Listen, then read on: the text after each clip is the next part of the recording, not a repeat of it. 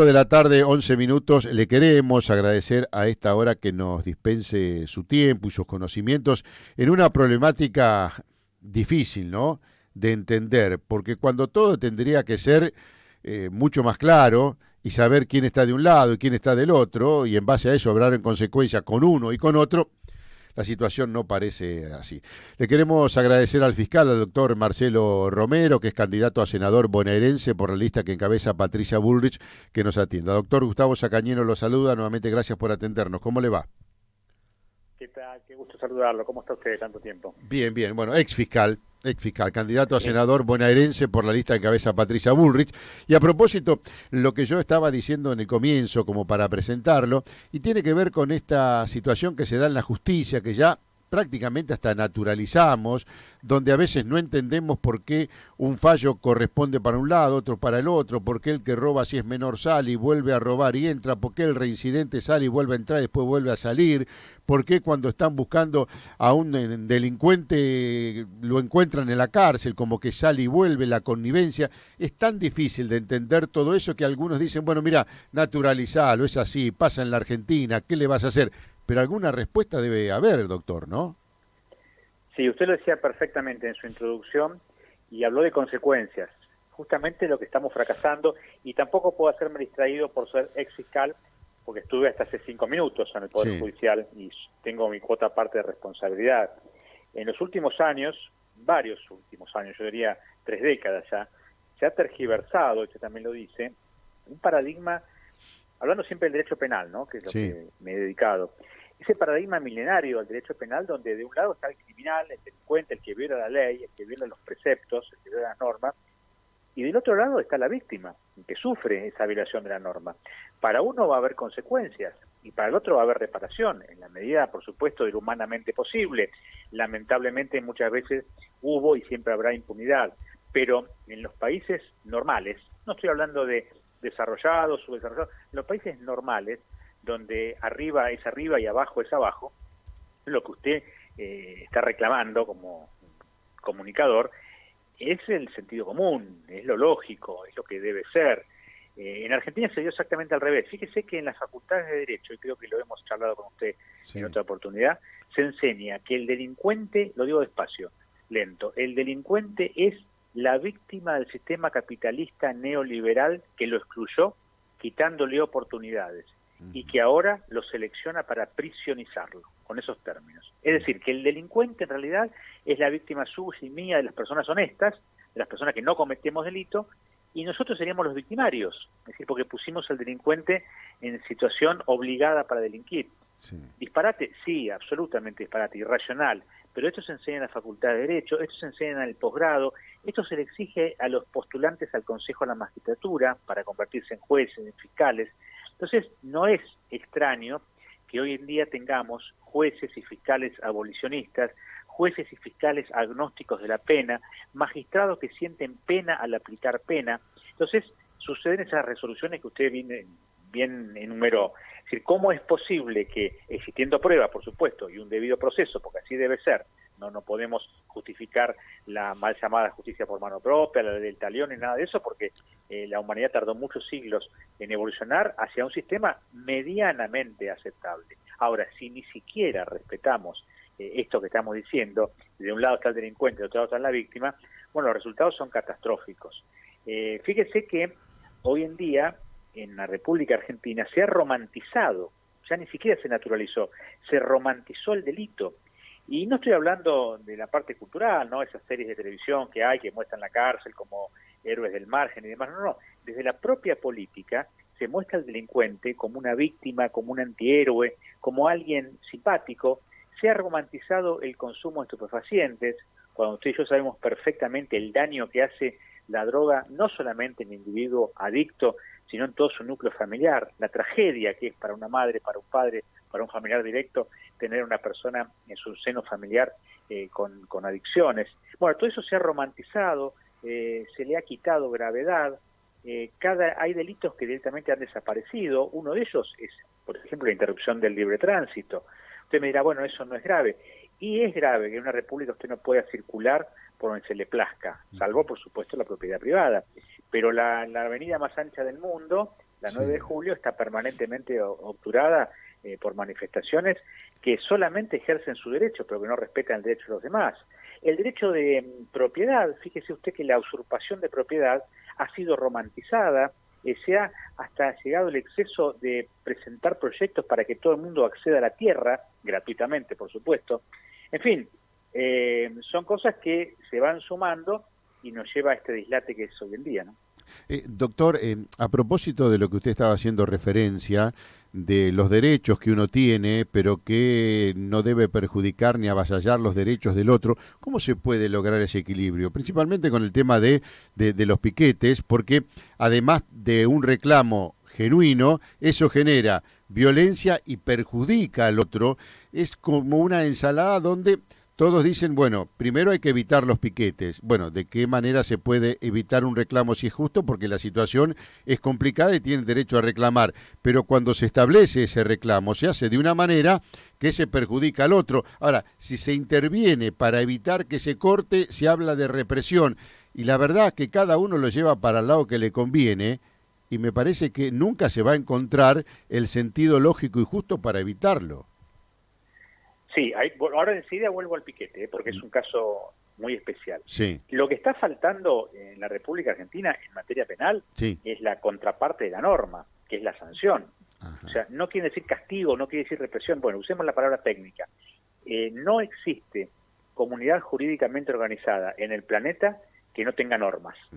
Pensemos hasta en la más elemental, en el grupo, en la tribu, en la familia. Siempre hay normas, aún las no escritas.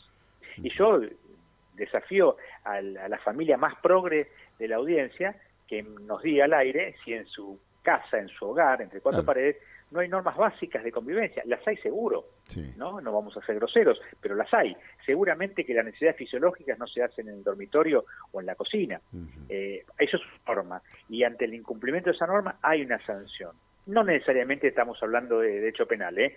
Si usted va, por ejemplo, al derecho laboral, si usted no va a trabajar, un día lo intiman, al tercer día lo suspenden, al quinto día lo echan, y con justa causa. Si usted cruza un semáforo en rojo, derecho administrativo, va a tener una multa. Si usted no cumpla con un contrato de derecho civil, va a tener una penalización y después el resarcimiento del contrato, la revisión del contrato. En fin, toda norma es una cara de la medalla. La contracara de esa medalla es la sanción. Y en derecho penal hemos eliminado el concepto de sanción, ¿no? Y utilizamos la ley, la palabra de la ley, la letra de la ley, como usted bien dice, en beneficio propio. Volvamos al piquete. Sí. El piquete como tal está prohibido por la ley. No está prohibida la protesta social, claro, no está prohibido el reclamo. Claro. Lo que está prohibido es, para ejercer un derecho, vulnerar otro de igual jerarquía. Porque si usted me dice, por ejemplo, hay casos donde se vulneran derechos de jerarquía diferentes. Suponiendo que se produce un incendio en una propiedad lindera a la nuestra, los bomberos, para ingresar con las mangueras, tal vez ingresen a nuestra casa, a nuestra propiedad, por la fuerza, sin pedir permiso, sin pedir allanamiento. ¿Por qué? Porque hay un derecho mayor que se está violando, que es el derecho a la vida, tal vez, de esas personas que están atrapadas en el fuego. No nos van a pedir permiso, van a entrar, y a lo mejor nos rompen una puerta, sin la intención de romper. Pongo un ejemplo extremo. Sí, se entiende, se entiende. A veces la diferencia en la jerarquía de los derechos. Ahora, el derecho a la protesta y el derecho al libre tránsito tienen la misma jerarquía constitucional. No se puede ejercer violando el de otro.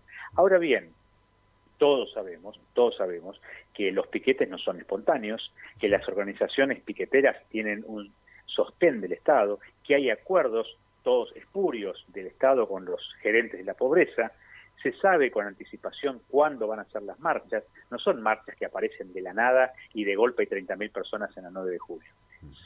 Porque son utilizadas ya no como protesta, ya no como reclamo, sino como método extorsivo. Es decir, hay otro delito. Además de la interrupción del libre tránsito, hay una extorsión al funcionario público para que de esa manera, para perjudicar la imagen del funcionario, para arruinarlo en las encuestas, etcétera, etcétera, se le dé a esas organizaciones sociales, gerentes de la pobreza, repito, la cantidad de dinero, de planes o demás, planes que encima administran ellos, ¿no? Porque encima no es que le dan directamente a la gente. Entonces, ¿se puede evitar? Sí, eliminando toda esta corrupción que está por detrás del piquete, ¿verdad? No estoy hablando de salir con la infantería de la policía a golpear mujeres y niños. Eso es imposible, eso no se puede hacer. Sí se puede evitar el piquete si se evita esta corrupción de que estoy hablando. Ahora, para eso se necesita concientizar a aquellos que de alguna manera corresponden a la responsabilidad de aquellos que, como usted dijo, son gerentes de la pobreza, ¿no? Bueno, dándoles trabajo, dándoles la posibilidad que se autogeneren los ingresos, porque si dependen de aquel que va a pedir para que ellos reciban después y en base a eso tienen que hacer ese tipo de concesiones, de prestar una tarjeta para que se cobre una parte y la otra parte van a ellos y los convoquen al piquete, que si no, no les dan lo que le tienen que dar, van generando necesidades, se satisfacen momentáneamente y eso perdura en el tiempo. Sin ninguna duda. Y tiene que haber sanción también para aquellos que tenemos mayores responsabilidades que el resto de las personas. Los que estamos en la función pública, yo en este momento no lo estoy, pero como usted bien dijo en la introducción, estoy aspirando a volver en otro poder, a la misma, tenemos una responsabilidad mayor, como también la tiene tal vez el periodista, porque es a su forma un representante, en este caso, de su audiencia. O sea que no es lo mismo que en un bar se establezca una conversación que esta conversación que estamos teniendo al aire. Tenemos una responsabilidad mayor, Seguro. muchísimo más. Aquellos que voluntariamente eligen ser funcionarios públicos, porque a nadie se le obliga a ser funcionario público, ¿eh? Salvo la autoridad de mesa de elecciones, claro. No hay otro ejemplo donde el funcionario público no esté ahí por propia voluntad. Nadie está obligado, ni el presidente al último empleado. Ahora bien, esa responsabilidad debe materializarse, si no se cumple, con una sanción. Y no esa mentira de que los actos de gobierno no son judiciables, eso es falso. Porque si no, cualquier acto de corrupción dentro del gobierno uno puede decir, no, es un acto de gobierno. No. Lo que no se puede enjuiciar es tal vez un error involuntario en un acto de gobierno. Bueno, tomé una decisión como presidente, como gobernador, como intendente, como subsecretario, etcétera. Me equivoqué de buena fe, fracasé, bueno, perderé las próximas elecciones. Eso no es judiciable. Ahora, si yo me robo lo que no me corresponde, me llevo lo que no me corresponde, o sea, produzco delitos dentro de la función pública, no solamente debe ser castigado, sino que debe ser castigado con mayor severidad, porque estamos justamente dando un pésimo ejemplo al resto de la comunidad. Y le estoy diciendo obviedades, le estoy diciendo cosas elementales. Bueno, lamentablemente esas obviedades en Argentina no se cumplen. Y eso se puede llegar a combatir porque, digo, aquellos que tienen que dar los ejemplos, que tienen las mayores responsabilidades, son los que buscan un blindaje para decir si me equivoqué a propósito, me enriquecí. Bueno, yo no quiero que a mí me juzguen ni nada por el estilo, buscando una protección cuando son ellos los que tienen que proteger, no solamente con la función, con lo que hacen, sino con los ejemplos para pedirle después a los otros que hagan lo mismo. Bueno, vimos el caso del presidente de la Nación cuando durante la pandemia pidió un ejemplo y él el ejemplo no lo dio para nada, ¿no? Bueno, pero hay algo a favor. Es cierto, lo que usted dice es categóricamente cierto. Pero han cambiado las reglas del juego. Hasta hace unos años todas estas cuestiones no se sabían. Salvo algún periodista de investigación que podía descubrir algo de esto. Hoy en día, con las formas diferentes y multifacéticas que tenemos en la comunicación, no solamente la cantidad enorme de portales de internet, de medios de comunicación, de radios alternativas y fundamentalmente de las redes sociales, nada de esto queda oculto. Fíjese que el ejemplo de la fiesta clandestina del presidente salió a la luz justamente por las redes sociales. Y bueno, fue una periodista que empezó y lo divulgó y a partir de ahí se supo toda la verdad y se cayó la mentira como castillo de naipes. Hoy en día el funcionario está expuesto y debe estar expuesto, ojo, nosotros tenemos que dar permanentemente explicaciones. ¿Usted recuerda cuando yo ejercía la función fiscal que la procuradora Falvo me retaba, o ella creía que me retaba, porque yo daba notas en los medios? Y le hice saber, pero obviamente no lo entendía, que el fiscal no hacía el juez. El fiscal no solamente que puede dar explicaciones, porque no es juez, no prejuzga, porque no juzga, sino que debe dar explicaciones, le debe explicar a la comunidad que representa en los procesos penales sobre lo que está haciendo, sobre lo que puede hacer y sobre lo que no puede hacer. Muchas cosas el fiscal no puede hacer, pero le tiene que dar explicación. Yo tengo que informarle a usted, o tenía que informarle a usted como periodista, qué estoy haciendo en tal investigación, sin perjudicarla, por supuesto. A lo sumo le diría, mire, esto no se lo puedo decir por ahora, estamos trabajando. lo voy a mantener informado. La semana que viene tal vez tengamos novedades y van a ser públicas. El fiscal debe dar explicación y el funcionario público de otros poderes debe dar explicación permanentemente y no se debe molestar, no se debe irritar, y si es criticado debe aceptar la crítica, salvo por supuesto que sea malsana, ¿no? Que sea una mentira, que es lo que se llama la teoría de la real malicia. Pero ¿cómo usted no va a poder criticar a un funcionario público? Si el funcionario público se le debe a la comunidad que lo eligió o que le paga el sueldo. Y siempre que... Fíjese que hasta ahora todo lo que estamos diciendo Sí, es de instrucción cívica de la sí, escuela es primaria. cierto, es básico, ¿sí? Sí, sí, por eso le Es digo, básico. y sorprende que tengamos que estar estableciendo de qué manera eso se puede determinar y se puede llevar a la práctica. Y cuando hablamos del funcionario público, que realmente, insisto, es el que tiene que dar el ejemplo y también tiene que informar porque a partir de ahí se evitan las suposiciones, ¿no? Porque a veces el periodista, si no recibe una información, empieza a investigar por su cuenta, a hacer conjeturas, a hacer suposiciones y de repente hasta puede equivocarse. Después aquel que no dio la respuesta o que no brindó una información se molesta, pero él es el responsable a veces de que se digan cosas que no son ciertas porque no quiso decir lo que realmente es, no vaya uno a saber por qué, de esa manera evitar una conferencia de prensa, evitar una nota o decir, doy una charla pero no acepto preguntas. La verdad que yo eso nunca lo entendí. Alguien cuando me venían y me decía, ¿qué me vas a preguntar? Yo digo, mira, si vos estás seguro de lo que vas a responder, no te debe importar lo que te van a preguntar. Ahora, si me preguntás eso es porque hay algo que querés ocultar. Tal cual. Ahora, fíjese usted que esa actitud, que lamentablemente se repitió durante muchísimos años, genera que en la función pública aparezcan mesías o presuntos mesías, ¿no? Que quieren patear todo, no solamente lo malo, sino también lo bueno, y la gente escucha al falso mesías, porque claro, dice, bueno, la política es toda podrida, el Estado está todo podrido, sí. Hay que traer gente nueva que no tenga nada que ver con la política, y prometen soluciones que tampoco son posibles, porque yo no puedo decir, los piquetes, bueno, entonces como nadie hace nada, voy con un lanzallamas, no se puede hacer eso, no está dentro de lo posible en una república.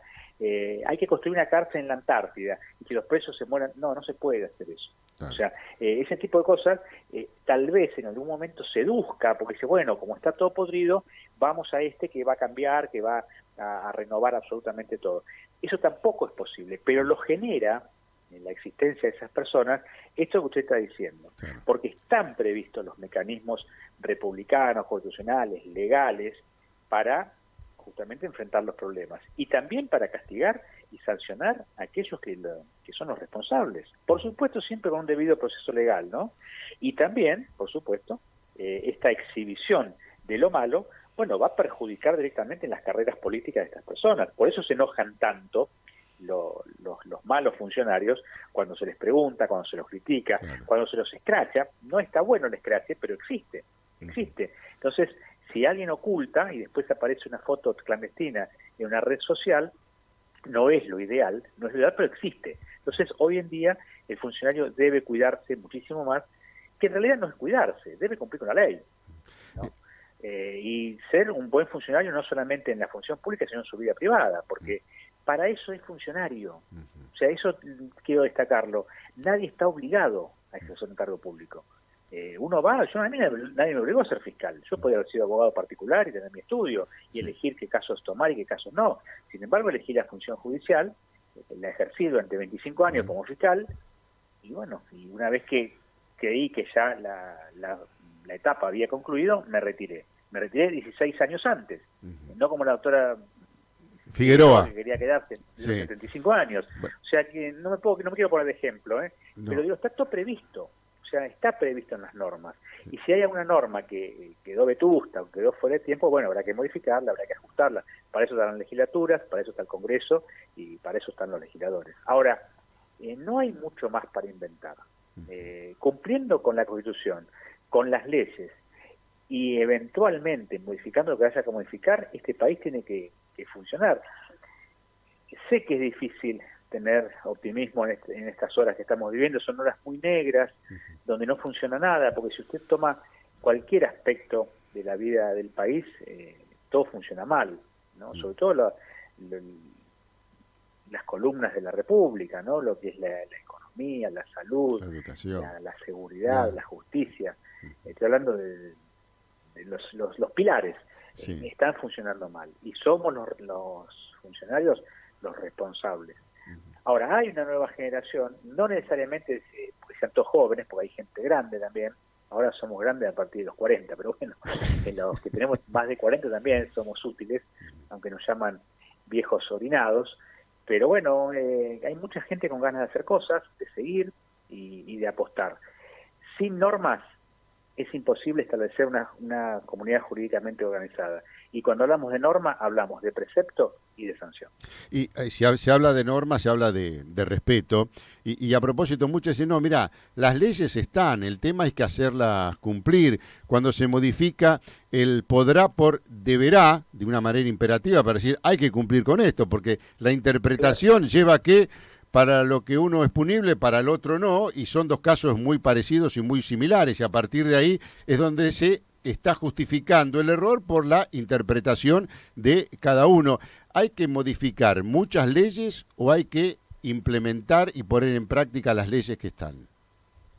Yo creo que lo segundo, hay que cumplir con lo que está previsto. Claro. Hay algunas cosas por hacer.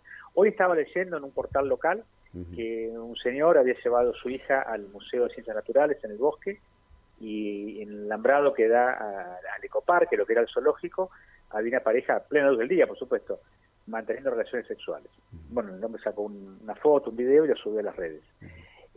Obviamente que esa conducta no es un delito en sí misma, pero sí es una conducta antisocial, es una conducta predelictual, es una conducta que viola la sana convivencia. Y bueno, esas cosas hay que empezar a trabajar, porque cuando hablamos de prevención, cuando hablan sobre todo los ministros de seguridad, siempre dicen lo mismo, usted lo habrá escuchado 100 veces, hay que poner más policías en las calles. Sí, más patrulleros, sí.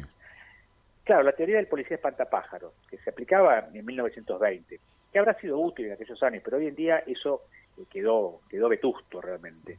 Ahora, no tenemos normas, por ejemplo, y acá sí es algo que hay que modificar, en cuanto a la conducta predelictual. O sí hay algunas normas, pero que no se cumplen. Por ejemplo, el Código de Convivencia, el Código Contravencional. Cuando fuimos a recorrer las calles con los candidatos, la gente habla de seguridad, pero también habla de cuestiones que no son delitos. Por ejemplo, la venta ambulante, los trapitos, los motoqueros que andan haciendo ruido a cualquier hora, los ruidos molestos, los malos olores. Fíjese que son conductas que están previstas y sancionadas, no son delitos, son contravenciones, pero que nadie cumple y que nadie sanciona. Hay una sección en unos diarios locales que dicen estacionar donde quieras, que muestra el estacionamiento en cualquier lado, no solamente en rampas de discapacitados, sino en lugares insólitos. Bueno, eso en cualquier país del mundo es sancionado automáticamente, pero con sanciones severas, secuestro del automóvil y multas que realmente duelen al bolsillo de cualquiera, hasta de una persona pudiente. En Argentina nada de eso se cumple y la ley está. ¿Habrá que actualizarla? Seguramente. ¿Habrá que modificar algunas otras? Seguramente. Pero una vez que la ley esté, o la norma, esté establecida, hay que cumplirla. Y la política de Estado tiene que ver con la educación, ¿no? Porque creo que el gran problema que tenemos los argentinos es el tema de la educación y el respeto. Total, lo hago yo, no pasa nada, es un ratito, ¿qué tiene que ver? Y bueno, el otro que espere. Y me parece que eso que parece algo superficial, si se trabaja en el fondo y se consigue sostener en el tiempo y se logra modificar, me parece que puede allanar muchas dificultades, ¿no? Yo creo que es la clave. Es la clave, empezar a respetar lo que es el núcleo familiar. No es lo mismo cuando uno sale de su casa, no estoy en mi casa, estoy en algo que es de todos, el espacio público, el grupo, el barrio, la ciudad, la provincia, el país. Así pasa en todas partes del mundo. Si usted está viendo un documental de un país nórdico, era un domingo y había un montón de padres en la escuela de los niños, que obviamente no había clases. Estaban los padres cortando el pasto, pintando las cercas, arreglando los juegos, todos trabajando en la escuela de sus niños. Entonces el periodista, el documentalista, le pregunta por qué hacían eso, era una escuela pública en un país nórdico. Dijo, porque esto es de nuestros niños. O sea, fíjese el respeto a la cosa pública. O sea, y todos los padres cuidando lo que iba a ser exclusivamente para uso de sus niños, no es que iban a ser propietarios de ese lugar. Pero bueno, ese concepto es lo que usted está diciendo, ¿no? Que lo teníamos, lamentablemente lo perdimos, pero lo teníamos. Usted recuerde cuando éramos chicos, cómo íbamos con nuestros padres o con nuestros hijos o con nuestra familia a las plazas a tomar mate, a disfrutar. Estaba todo sano, estaba todo bien pintado y lo cuidábamos, aunque no sea nuestra propiedad, lo cuidábamos porque lo usábamos todos, sí. No se nos ocurría romper. Eso es educación. Además, hoy no se puede salir a la calle porque te roban. Eso es una cuestión que pertenece exclusivamente al Estado. Y justificar el delincuente, por más precoz que sea o por más que su situación económica sea calamitosa, no puede ser un buen camino. De hecho, ha sido el peor. Doctor, usted hablaba de las responsabilidades que cada uno asume, que nadie los obliga. ¿Por qué decidió ser candidato a senador nacional? Provincial, digo, perdón, provincial. En primer lugar, le cuento por qué me fui del Poder Judicial, si usted me permite. Sí, cómo no, sí. Es el punto de partida. Cumplí 60 hace una semana, tranquilamente pude seguir hasta los 75 en la función, en el lugar que amo, porque yo fui un privilegiado, ¿no? Porque trabajé y me gané la vida en lo que más amo en la vida, que es ejercer el derecho. Pero me estaba dando cuenta que no me estaba ayornando a las nuevas tecnologías, a las nuevas generaciones, a las nuevas formas de comunicación con la policía, con el servicio penitenciario, con la muchachada que trabaja en tribunales, y no me quería convertir ni en un cascarrabias y mucho menos en un burócrata judicial. Entonces consideré que había que dar el paso al costado y bueno, y dejar en lugar a muchísima gente que está esperando esa oportunidad, ¿no? Claro. Porque no hay tantos cargos judiciales y hay muchísima gente que está esperando su oportunidad para rendir examen y para acceder al cargo de magistrado. Paralelamente, bueno, se dio esto de la invitación de Patricia Bullrich a su espacio a los pocos días de concederme el señor gobernador la jubilación. Y bueno, lo tomé como un desafío, digo, puedo seguir aportando. Siempre me pareció que desde la legislatura provincial se podía hacer mucho. Me daba cierta impotencia cuando había reformas a los códigos procesales o la ley de excarcelación o a las cuestiones penitenciarias y no nos consultaban los legisladores, no digo a mí, pero qué sé yo, al procurador, a los jueces de la Corte, a los fiscales generales. Digo, qué pena, los hubiesen consultado y tal vez se hubiesen evitado hacer normas que después se declaran inconstitucionales o que no se pueden cumplir, no para que el legislador haga lo que uno le tenga que decir, porque el legislador es soberano en ese sentido, pero qué bueno hubiese sido una ronda de consultas. Sí recuerdo que lo hizo en su momento el ministro Casal, ministro de Justicia, cuando hizo una ronda de consultas a todos los funcionarios judiciales de la provincia, por vía email, ante unas reformas. Y yo celebré esa actitud del señor ministro, del exministro, porque digo, bueno, nos tiene en cuenta. Después, obviamente, que él decidió lo que tenía que decidir, los legisladores han hecho lo propio, pero ese sentirse escuchado me dio mucha satisfacción. Y bueno, creo efectivamente que puedo aportar, no ya el conocimiento, por los abogados sabemos más o menos todo lo mismo, pero sí mis 35 años de experiencia en la justicia, 25 de ellos como fiscal, y quiero seguir siendo útil a la comunidad que me sostiene y que me dio todo. La comunidad ahora dirá con su voto si soy digno o no, por supuesto, o elige otra opción. Y en eso estoy, y con mucho entusiasmo, con muchas ganas, y bueno, siguiendo a una líder como Patricia Bullrich, que en mi humilde opinión, sin desmerecer el resto, por supuesto, es la persona indicada para comandar los destinos de este país. Doctor, era como que Patricia Bullrich lo estaba esperando, ¿no? Porque tengo entendido, en el fuero penal, era conocido, no sé si decir como el fiscal mano dura, pero ahí decían que muchos delincuentes se cuidaban de no caer cuando la fiscalía de Romerito estaba de turno, así decían, ¿no?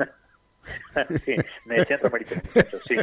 Sí, esto es así, y es verdad que con la señora Bullrich teníamos una relación profesional cuando ella fue ministro, porque usted recuerde que los fiscales provinciales, cuando tenemos que relevar a la policía porque está involucrada en la investigación o porque fue parte, por ejemplo, de un tiroteo, automáticamente debe relevarse de la investigación, y uno contaba con la Gendarmería, con la Prefectura, con la Policía Federal, y por supuesto teníamos contacto, no muchas veces con el Ministro, pero sí con el Ministerio.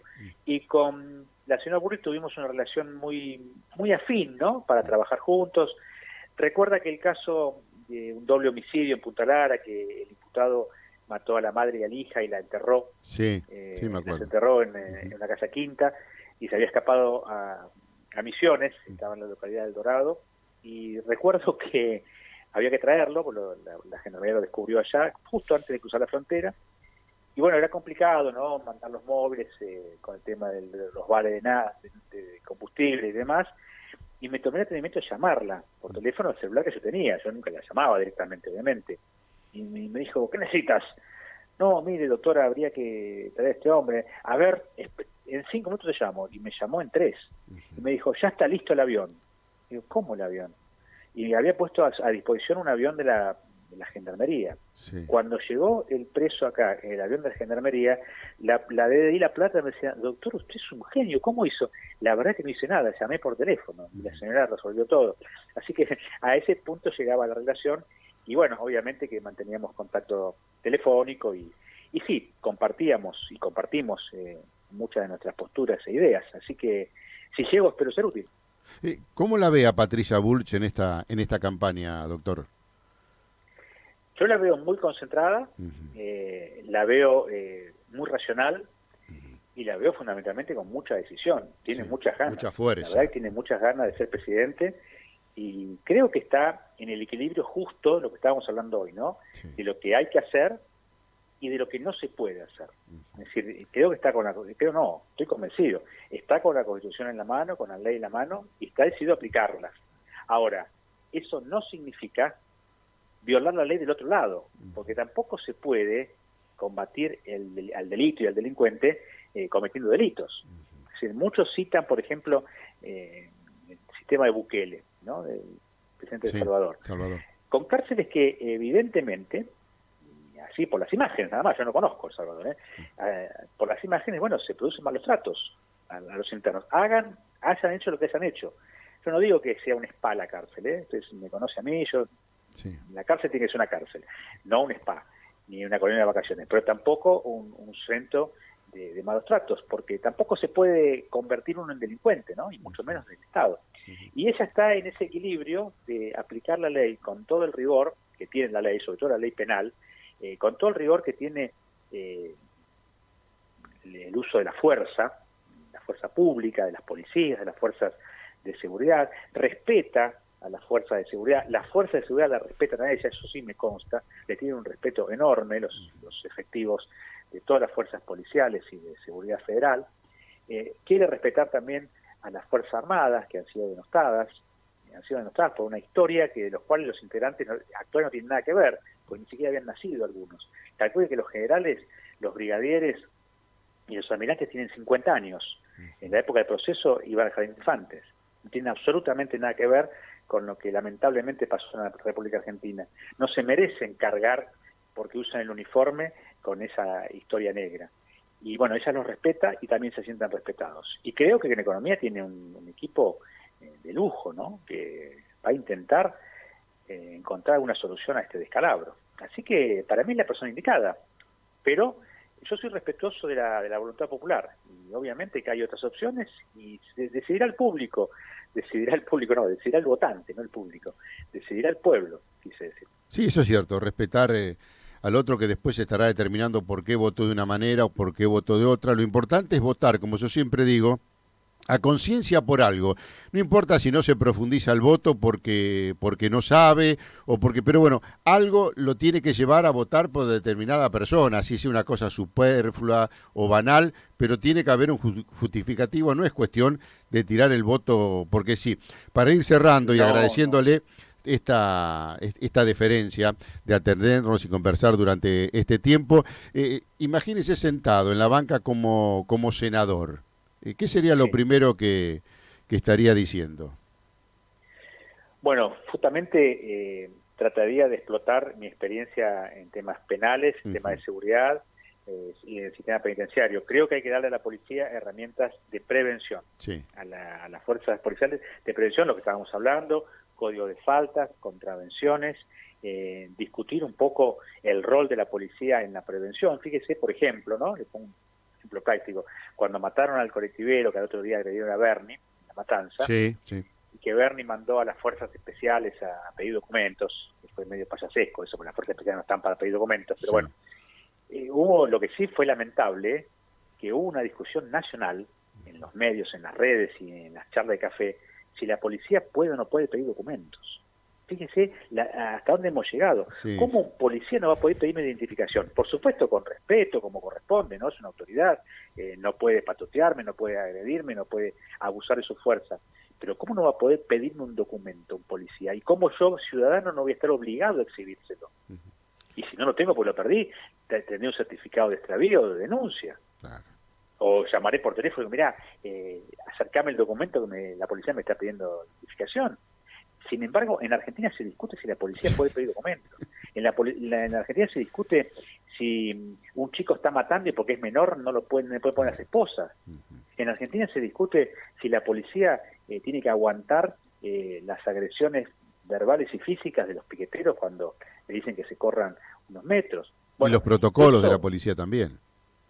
Claro, esas herramientas la policía tiene que tenerlas, Claro. porque no es, reitero, ponerlos como espantapájaros, porque eso es faltar al respeto, no solamente al uniforme, sino a la dignidad del uniformado.